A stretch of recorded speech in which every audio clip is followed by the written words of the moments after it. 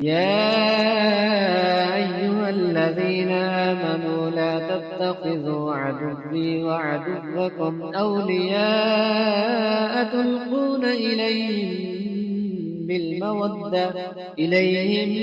بالمودة وقد كفروا بما جاءكم من الحق يخرجون الرسول وإياكم أن تؤمنوا بالله ربكم إن كنتم خرجتم جهادا في سبيلي وابتغاء مرضاتي تسرون إليهم بالمودة وأنا أعلم بما أخفيتم وما أعلنتم ومن يفعله منكم فقد ضل سواء السبيل.